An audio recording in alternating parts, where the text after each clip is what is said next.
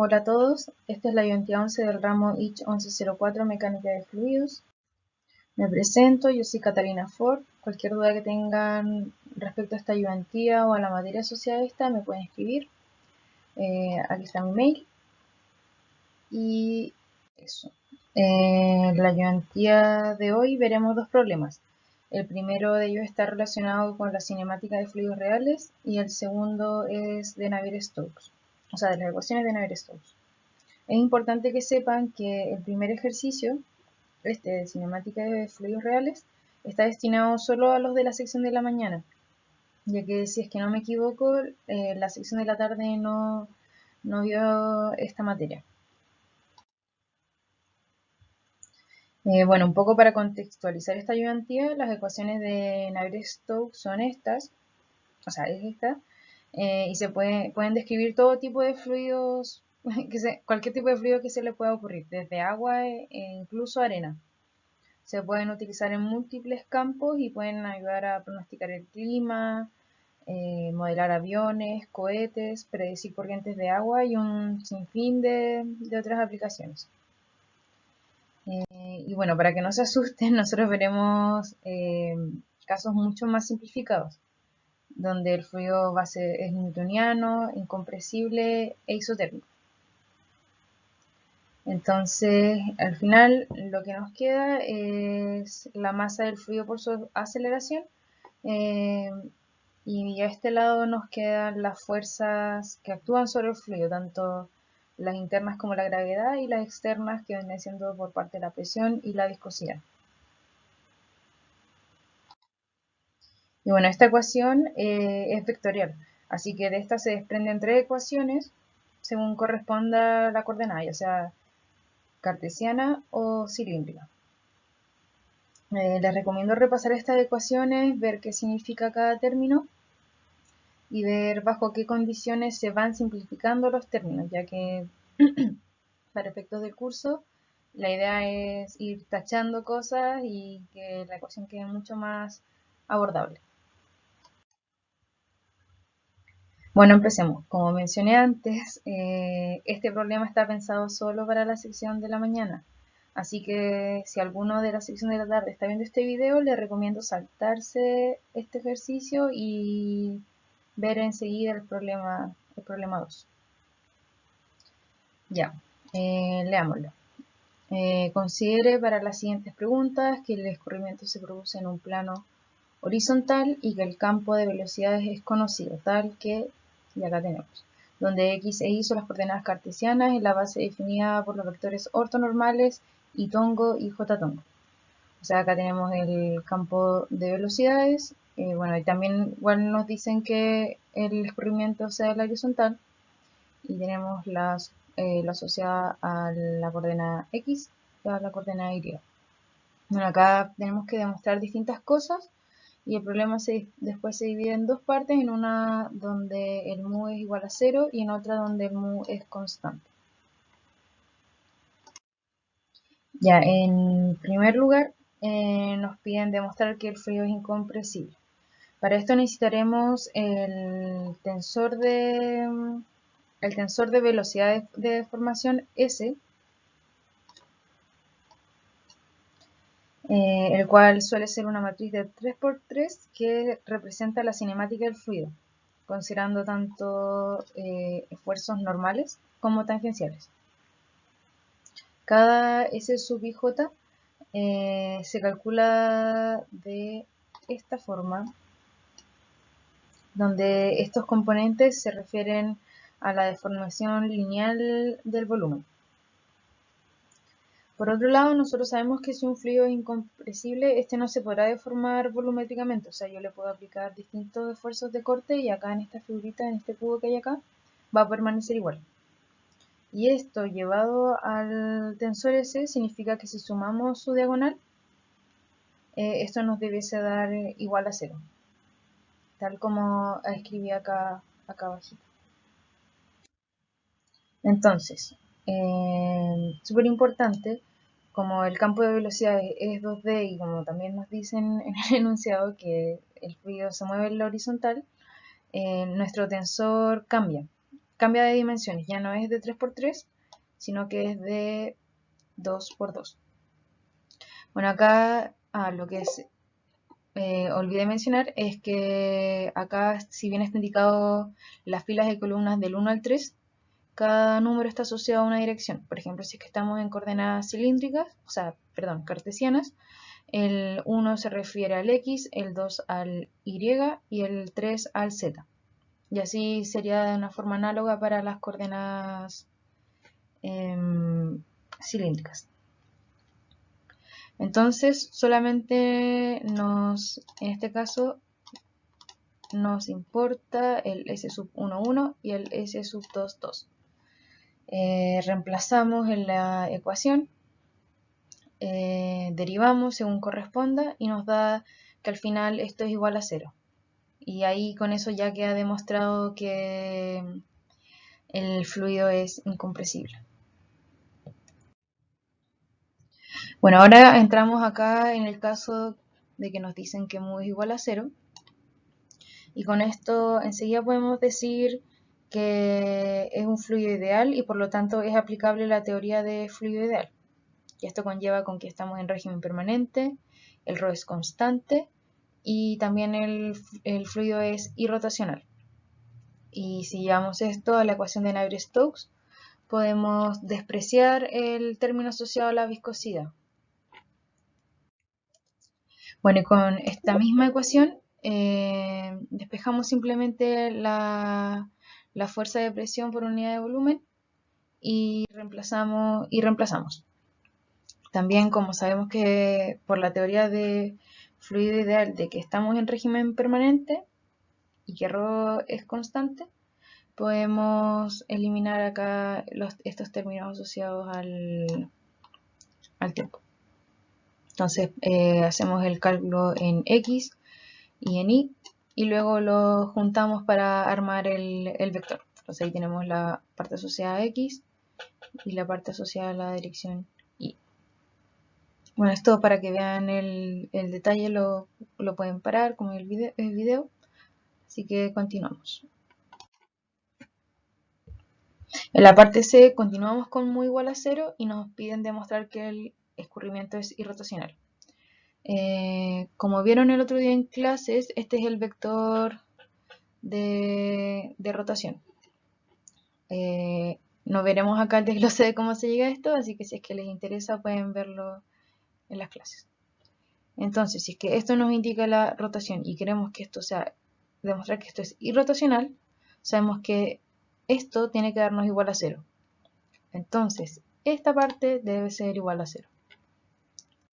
Es bastante sencillo, trabajamos con esa parte de la ecuación, desarrollamos el producto Gus, reemplazamos las componentes de X, Y y Z, desarrollamos y llegamos a que esto es igual a 0.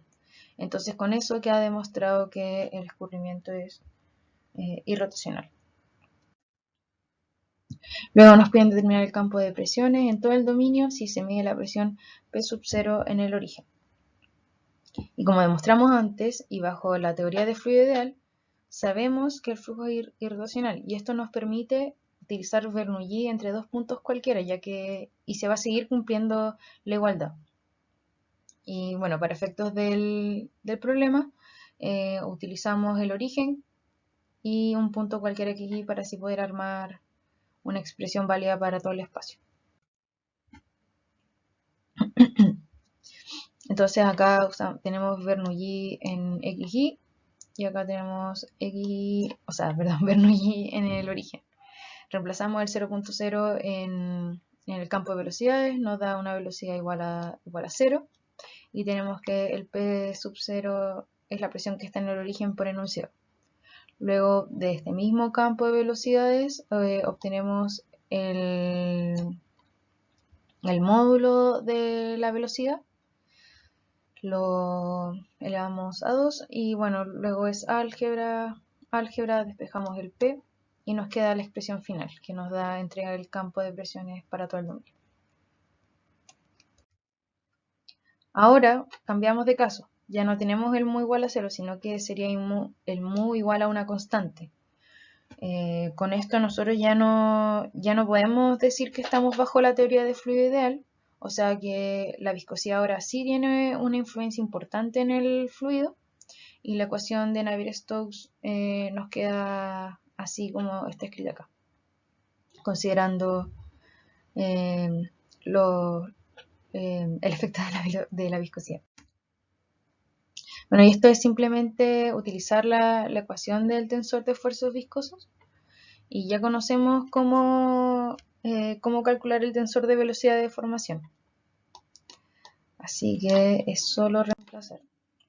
De los cálculos anteriores ya tenemos el S1 y S2, así que solamente nos faltaría calcular los otros, el S21 y S12. Para eso utilizamos la ecuación, ya los tenemos todos. Reemplazamos en el vector, o sea en el tensor, multiplicamos por 2 mu y tenemos el tensor de esfuerzos viscosos. Bueno, y por último nos permiten determinar el vector de campo de fuerzas viscosas por unidad de volumen en todo el dominio. Esto igual es solo llegar y reemplazar la ecuación. Realizamos el producto punto, fila por columna nos da esto, fila por columna nos da esto, y nos da que el vector de fuerzas, o sea, mentira, el vector de campo de fuerzas viscosas es igual a 0 en todo el dominio. Bueno, ya llegamos al problema 2, que este sí puede ser de utilidad para ambas secciones. Y aquí ya esto es solo trabajar con las ecuaciones de Navier-Stokes y calcular otras cositas a partir de eso. Ya leámoslo. Un sistema cerrado conduce verticalmente dos fluidos inmiscibles. Inmiscible significa que no se pueden mezclar, de distinta masa específica y viscosidad dinámica, tal como se muestra acá en la figura 1. La cinta transportadora que se encuentra en contacto con el fluido 2 se mueve a una velocidad constante u. Esta es la cinta transportadora. Mientras que la pared de la izquierda permanece inmóvil y la pared inmóvil está en contacto con el fluido 1. Asuma que el gradiente de presión en la dirección vertical es constante para ambos fluidos. Esto es importante. Así que eso después lo vamos a comentar cuando sea necesario. Y aquí sale la figura con mayor detalle. Aquí podemos ver la cinta transportadora, la pared inmóvil y los dos fluidos. Acá, tal como dice el enunciado, están en contacto, no están separados por una pared ni nada por el estilo. Ya, A. Simplifique las ecuaciones de Navier-Stokes e indique claramente las condiciones de borde para cada fluido. Suponga que el flujo es unidimensional, importante, y considerando solo las coordenadas Y y Z.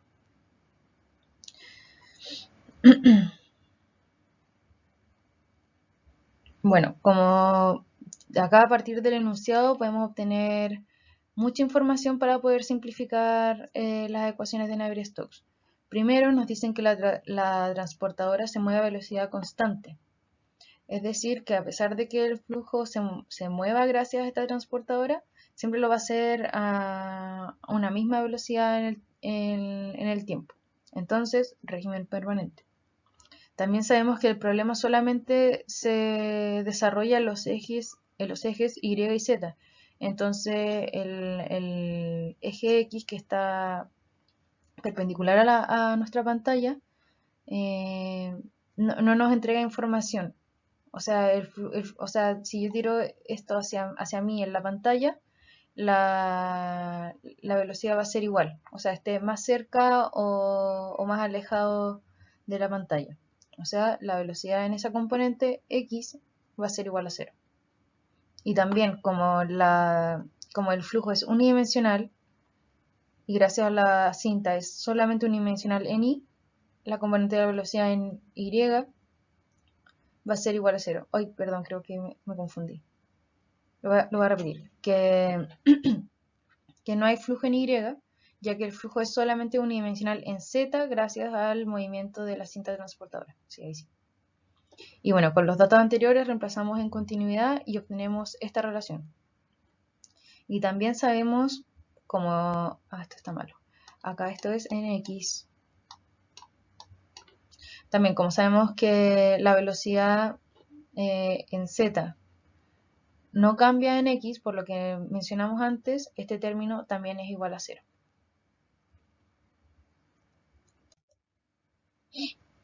Bueno, entonces nosotros ahora con toda esta información nos vamos a las ecuaciones de Navier-Stokes, coordenadas cartesianas, y como acá dice flujo unidimensional, y como nos dimos cuenta que es unidimensional en Z, tomamos solamente la ecuación de Navier-Stokes asociada a Z. Ya, primero, régimen permanente, esto igual a 0. Después sabemos que U es igual a 0, 0. También lo mismo con V. Sabemos que por continuidad que este término es 0. Si bien W no es igual a 0, pero este sí, entonces se tacha. De esto sí tiene un valor. Esto también nos dijeron que era igual a una constante, entonces no lo podemos tachar. Sabemos que esto es igual a 0, entonces la segunda derivada también va a ser igual a 0. De esto no podemos decir nada. Y de esto, por la última condición, la 5, también. La otra derivada también va a ser igual a 0. Entonces la ecuación de Navier-Stokes nos queda de esta forma. Y ahora es simplemente reemplazar las propiedades de cada fluido. El primero vendría siendo, es lo que queda para el fluido 1. Y lo de acá abajo es lo que queda para el fluido 2. Acá es súper importante que indiquen desde qué punto hasta qué punto es válida esta ecuación.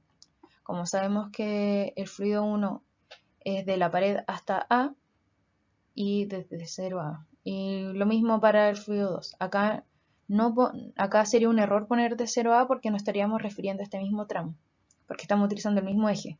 Estamos usando el mismo sistema de coordenadas para ambos fluidos. Entonces tiene que ser desde A hasta 2A. Bueno, y estábamos pendientes con las condiciones de borde. Bueno, como el fluido es viscoso, este se adhiere a las paredes. Y considerando esto y la geometría del problema, nos podemos poner en el caso ya de que la cinta está en reposo, entonces el fluido también va a estar en reposo. Pero luego cuando esta cinta se empieza a mover hasta llegar a su velocidad constante U, el fluido que está justo acá adherido a esta cinta se va a empezar a mover hasta acá. Y la distribución de velocidades me va a quedar de este estilo. Acá el pulso me falla un poco. Entonces con esta información, nosotros derivando la distribución de velocidades, sabemos que en I igual a 0, la velocidad es 0, y en I igual a 2A, que es cuando el fluido está pegado a la cinta, va a tomar la misma velocidad que la cinta, o sea, U mayúscula. Y también acá en la interfase, ambos tienen la misma velocidad, y también por acción y reacción, el esfuerzo de corte va a ser el mismo en esta parte. Luego nos piden encontrar una expresión para la distribución de velocidad. Esta la podemos sacar a partir de las ecuaciones que obtuvimos en A, y aquí es simplemente identificar que tenemos aquí la velocidad. Entonces solamente pasarlo hacia la izquierda y derivar 2 veces respecto a ahí. Y nos queda esta ecuación con 2 incógnitas que vendría siendo A1 y A2. Hacemos lo mismo para el fluido 2. Acá tenemos W, lo tiramos para un lado, integramos 2 veces respecto a ahí y nos quedan también estas 2 incógnitas. Entonces al final nos quedamos con 4 incógnitas y 4 ecuaciones adicionales que vendrían de las condiciones de borde. Entonces no sería muy complicado que obtener A1, A2, B1 y B2. Pero en honor al tiempo vamos a dejar eso como tarea para la casa. Luego nos piden determinar el gasto másico por unidad de ancho entre las placas. Bueno, acá sabemos que el gasto va a recibir un aporte tanto del fluido 1 como del fluido 2. Y como la velocidad no es constante en la sección, acudimos a esta expresión del gasto másico. Luego reemplazamos acá las expresiones obtenidas con anterioridad y llegamos a esta expresión grandota. Luego nos piden hacer un esquema de la distribución de esfuerzo de corte en una sección del flujo, indicando claramente su magnitud. Bueno, como sabemos que el flujo es unidireccional, aplicamos el modelo newtoniano 1D, que se refiere a esta ecuación para el esfuerzo de corte. Y acá simplemente tomamos la velocidad, la reemplazamos aquí, derivamos respecto ahí y llegamos a esta expresión. Y lo mismo para el fluido 2. Y bueno, acá retomamos lo que sale en el inicio del problema, que nos dicen que el depende z no es igual a 0. Entonces no podemos llegar y decir que ya tenemos esta distribución de velocidades y el esfuerzo de corte es constante, no. Porque en el caso de ser así, estaríamos ante este tipo de flujo, que si es que no me equivoco, lo vieron en la ayudantía de la tarde, la ayudantía de Pepe. Así que sería bueno que le echaran una mirada, o esto también está en el libro guía. La versión que yo tengo sería la página 324. Y bueno, entonces como nosotros no tenemos un dPA de z distinto de 0, nuestra distribución de esfuerzo de corte no es uniforme, sino que vendría siendo de esta forma. Acá a nosotros simplemente nos interesa saber las magnitudes y tener un esquema igual proporcional a estas magnitudes. Entonces simplemente reemplazamos cada ecuación en 0, en A y en 2A. Y también por las condiciones de borde podríamos intuir enseguida que aquí por acción y reacción los esfuerzos son iguales. Acá es lo que se reemplaza en 2A y aquí en el inicio sería lo que se reemplaza en I igual a 0. Y bueno, eso sería todo por la ayudantía de hoy. Cualquier duda, no duden en escribirme. Y eso, ánimo con lo que queda del semestre.